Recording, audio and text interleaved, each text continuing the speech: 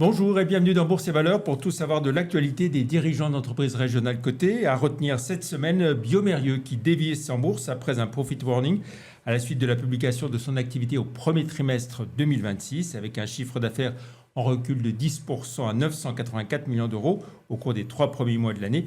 Le spécialiste du diagnostic in vitro a revu à la baisse ses guidance.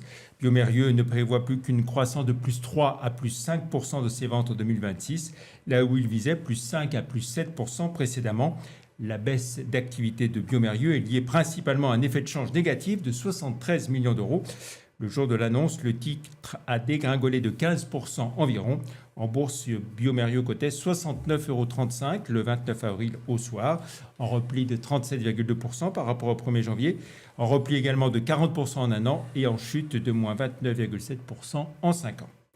On retrouve à présent notre invité Brice Chambard, le PDG d'Obiz. Bonjour. Bonjour Jean-Pierre, bonjour à tous. Merci d'avoir accepté notre invitation. Alors, Obiz, plateforme lyonnaise de marketing relationnel, entreprise à mission, créée en 2010 et qui a très vite grandi. Alors très vite grandi, oui. On en est à la troisième phase, on va dire. Une première phase où on a eu 10 ans d'hypercroissance, 100% de croissance moyenne par an. Rentable, j'insiste là-dessus, puisque je suis le fondateur de l'entreprise, en plus d'en être le PDG, c'est de la croissance rentable, qui nous a permis d'introduire l'entreprise avec 100% du capital et de pouvoir, on va dire, entrer dans une seconde phase.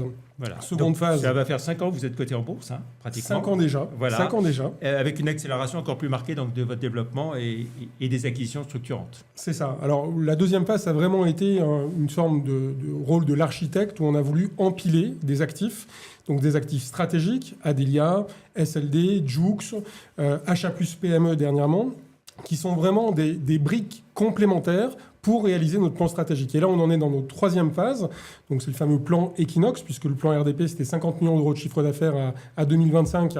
Et on s'aperçoit qu'en 6 mois, on fait déjà plus que 70 millions en 2026 et qu'on avait fait 125 millions précédemment. Donc là, on en est dans la troisième phase où vraiment on axe notre travail sur la rentabilité, l'EBITDA et les cash flows pour générer une croissance rentable, de nouveau, et pérenne. Alors, tout est allé très vite et puis le moteur s'est grippé l'an dernier et vous avez dû prendre des mesures draconiennes pour, on va dire, cirer les boulons. Alors, on va dire que c'est allé très vite, puisque finalement, on retrouve un EBITDA positif sur le premier semestre 2026, alors qu'il était négatif l'année dernière. Donc, la restructuration, on va dire, est allée très vite. Des décisions ont été prises, notamment pour fusionner les activités opérationnelles de plusieurs entreprises, avec à la clé des optimisations sur les coûts, la préservation de la trésorerie, et puis encore une fois, maximiser les synergies qui n'avaient pas lieu jusqu'alors. Alors on se souvient que lors de la publication de vos résultats annuels, vous étiez en pleine négociation avec vos banques et qu'il y avait des clauses suspensives à l'accord que vous aviez signé. Depuis, ces clauses suspensives ont été levées. Exactement. Donc ça, on l'a annoncé via communiqué de presse que les clauses suspensives étaient levées. Donc j'en profite pour remercier nos partenaires bancaires qui nous ont accompagnés. J'en profite aussi pour remercier nos fournisseurs, nos partenaires, évidemment tous les collaborateurs, parce qu'on a la chance d'avoir des collaborateurs qui sont engagés, investis, qui ont vraiment conscience de leur utilité pour faire avancer les sujets. Et donc, je tiens vraiment fortement à les remercier. Oui. Alors, on en vient à la publication de votre chiffre d'affaires semestriel. Les chiffres viennent tout juste de sortir. On vient de les découvrir. Premier semestre 2025-26, d'octobre 2025 à mars 2026. La croissance se confirme malgré cette réorganisation, restructuration que vous avez engagée. Tout à fait. Donc 70 millions d'euros de chiffre d'affaires au premier semestre. On publie la veille du 1er mai, donc la fête du travail. Quelle chance d'avoir des très bons résultats comme ça pour une veille de 1er mai. Donc c'est une croissance de 9% au global. Croissance de 9%, 20% sur les programmes relationnels et affinitaires, qui est vraiment le cœur d'activité historique du groupe. Et puis 8% sur la partie e-commerce. Donc la partie e-commerce continue d'être vraiment dopée malheureusement par la conjoncture. Je rappelle qu'on est un produit anti-crise, qu'on est un facilitateur d'économie, qu'on est vraiment dans cette logique où on va permettre, grâce à Achat plus PME par exemple, de faire en moyenne 27% d'économie pour nos adhérents. J'invite évidemment toutes les TPE, PME qui ont besoin de faire des économies de regarder le site Achat plus PME. J'en profite également pour dire qu'au sein d'Achat plus PME, les entreprises qui chercheraient à fidéliser leurs clients, on a une offre exclusive avec Adelia à moins 25%. Tout ça contribue à doper l'économie au sens large et avec les avantages salariés. en moyenne, c'était 2125 euros d'économie par an. Et bien là où avant, on avait une certaine catégorie de la population que l'on ne touchait pas, aujourd'hui, malheureusement, de plus en plus de personnes cherchent à bénéficier davantage pour, in fine, faire des économies. Comment se répartit votre progression de chiffre d'affaires par rapport à la France et l'international? On sait que vous êtes dans une vingtaine de pays au total? On opère dans 20 pays. Le marché français reste un marché qui est le plus important pour nous. On continue d'œuvrer sur le marché belge et puis sur d'autres continents. Là, aujourd'hui, j'avais encore des discussions en cours pour aller en Afrique du Sud ou pour aller sur d'autres pays qui ont besoin de nos solutions. Donc on a le vent en poupe, on a une croissance naturelle, ce qui malheureusement nous limite parce qu'on peut avoir des ruptures de stock à certains moments parce qu'on a trop de demandes. Donc c'est une gestion vraiment quotidienne de ces sujets.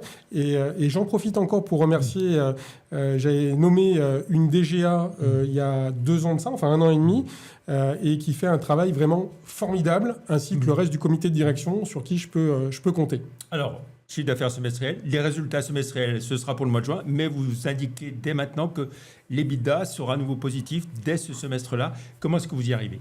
Exactement. Donc, l'EBITDA sera positif dès le premier semestre. Et donc, évidemment, on est à fond sur notre plan Equinox 2027 où on anticipe 7 millions d'euros d'EBITDA. On est dans une dynamique où, d'une part, on mutualise le plus possible tous les moyens que l'on peut avoir pour augmenter notre capacité organisationnelle. Le deuxième point, c'est qu'évidemment, il y a un plan d'économie. Moi, il y a quelque chose qui me tient à cœur, c'est une fondation que j'ai créée il y a 2 ans. On a été obligé de geler les budgets et j'espère que rapidement, on va pouvoir de nouveau activer ces budgets pour soutenir l'entrepreneuriat. On a évidemment des mesures qui ont été prises pour limiter les coûts, limiter les dépenses au strict nécessaire. On regarde la rentabilité des capitaux engagés et on veut préserver la trésorerie pour limiter, on va dire, les impacts négatifs qu'on pourrait avoir vis-à-vis des ruptures de stock et continuer de fournir au marché les besoins qui sont attendus. Alors, si on se projette maintenant sur l'ensemble de l'exercice, jusqu'à 30 septembre 2026, quelle tendance en termes d'activité vous L'activité est très dense. Évidemment, on utilise les nouvelles technologies, l'intelligence artificielle, les algorithmes, la data pour optimiser tous nos systèmes et pour améliorer nos prédictions et donc pour limiter les impacts que l'on peut avoir, notamment avec la météo. On est très sujet à la météo. Quand il fait beau, un maximum de clients souhaitent partir. Enfin, les bénéficiaires, c'est les clients de nos clients, souhaitent partir dans les parcs d'attractions ou dans les montagnes. Et puis, quand il fait moins beau, maximum de personnes souhaitent plutôt aller au cinéma. Donc, il faut qu'on soit très vigilant par rapport au pilotage de ces approvisionnements. Et c'est pour ça qu'on est en train de revoir tous les process pour justement les optimiser.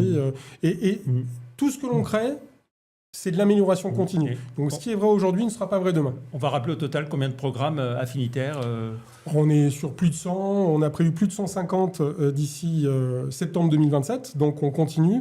Maintenant qu'on va avoir de nouveau un EBITDA positif, bénéficiaires 35 millions. 35 millions de bénéficiaires. Et maintenant, vous travaillez beaucoup donc, avec tous les CSE Alors, on a la partie billetterie au niveau des CSE où on a 80%. Et on a la partie programme de fidélité où là, on opère des programmes comme Decathlon, Vinci Autoroute, l'Orange Bleu, AXA ou d'autres, Adecco par exemple. Et donc, ce mixte fait qu'on arrive vraiment à se positionner comme le leader, la référence incontournable en termes de solutions pour faciliter des économies, que ce soit pour les particuliers et pour les pros. Oui, et vous dites donc le pouvoir d'achat est un vrai sujet avec l'envolée des prix de l'énergie. On rappelle que c'est votre raison d'être. C'est ça. Rendre du pouvoir d'achat aux personnes. Entreprise à mission, travailler donc sur la logique de pouvoir d'achat, préserver le pouvoir d'achat, soutenir l'économie locale également. Donc on a vraiment tout ce tissu que l'on accompagne. On a un contrat avec CMA France, c'est 2,7 millions d'entreprises.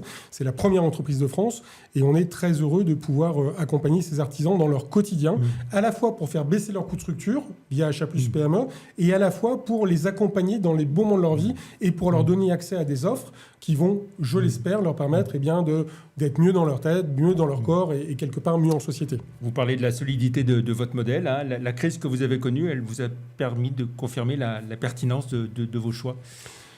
Alors oui, ça m'a durci le cuir, on va dire, ces derniers temps, parce que, comme je le disais Oui, précédemment sur votre... vous avez fait un exercice de transparence, Oui, tout à fait. d'humilité aussi, en disant j'ai peut-être un moment trop fait confiance. Trop fait confiance, et j'insiste sur ce terme, j'ai trop fait confiance.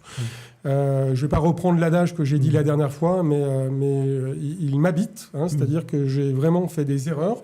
Et c'est des erreurs que j'aurais pu éviter, parce qu'autour de moi, j'ai la chance d'avoir des conseils qui sont avisés, pertinents, compétents, bienveillants, et j'aurais pu écouter certains de ces conseils beaucoup plus tôt, qui avaient relevé des signaux faibles en me disant « Brice, il ne faut pas que tu quittes la direction générale opérationnelle de l'entreprise, il faut que tu restes. » et je pense que j'ai voulu m'écarter de l'opérationnel beaucoup trop tôt, et maintenant que j'y suis redevenu à plein temps, quel plaisir et quel plaisir. En fait, ça me manquait. Voilà. Merci beaucoup, Brice Chambard. Pour finir, on va jeter un œil à votre parcours en bourse au 29 avril. Hein. Vous cotiez 2,35 €, un repli de 22% par rapport au 1er janvier, de 47% en un an, de 58% en 3 ans. Mais on sait que la bourse, il faut regarder ça sur le long terme. Et j'espère avoir le parcours de Biomérieux, parce que pour moi, c'est un exemple d'entreprise, évidemment, qui resplendit au sein de Lyon Place Financière et Lyon Pôle Bourse. Très bien. Merci beaucoup, Brice Chambard, PDG d'Obis, d'être venu sur le plateau de Bourse et Valeurs. Plus d'informations sur Obis et toutes les valeurs régionales sur le site live.renex.com.